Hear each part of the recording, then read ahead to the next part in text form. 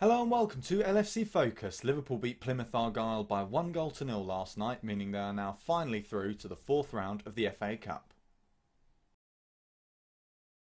So it was a pretty shoddy performance from Liverpool last night, and it certainly wasn't the most entertaining game, and I think the worst performers on the pitch really were the two strikers, Sturridge and Origi. Sturridge just was not having his best game. He didn't seem to know how to use his legs, was the way it came across. Just every touch was getting away from him and every shot wasn't coming off. Similarly with Divock Origi, he just wasn't getting in any of the right situations. Some of that can be put down to the fact that for a lot of the game he was playing out of his usual position, but when he was getting into the right situations and the right positions, he was committing needless fouls and catching players with his legs when he didn't need to. I think with Divock Origi, you can excuse it because of the fact that he's 21 at the moment, and so he's going to have peaks and troughs in his game. He's going to come into form and he's going to come out of form. We saw earlier in the season when he scored 5 goals in 5 games what he is capable of and the player that he could become at Liverpool. It's just a matter of finding the consistency for him. I think with Sturridge, it's starting to look like his time at Liverpool may be coming to an end. I've always talked about how he's a top quality player and Liverpool could do with keeping him because at the end of the day he is close on being a world-class finisher. But with the quality that he is and the fact that he's going to want first team football, that with Liverpool's preferred front three being Mane, Coutinho and Firmino, I don't think he's going to get much of. It may be that for the rest of this season he'll simply be trying to prove himself that he deserves a chance at another Premier League club.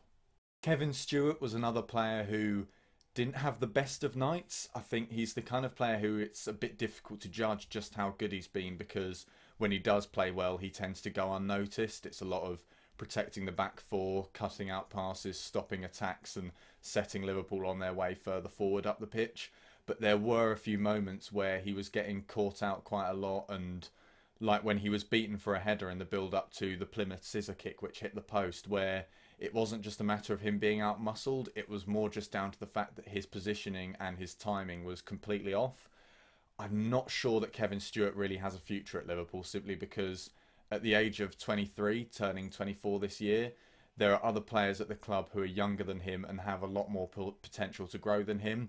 And considering that Liverpool will probably want to bring in players in the summer in midfield, particularly if they get Champions League football, I can't see him being too important to the team going forward. At the moment, he's quite important in the FA Cup because he stabilises the midfield in those games where we don't have players like Jordan Henderson, but I just can't see a long-term future for him.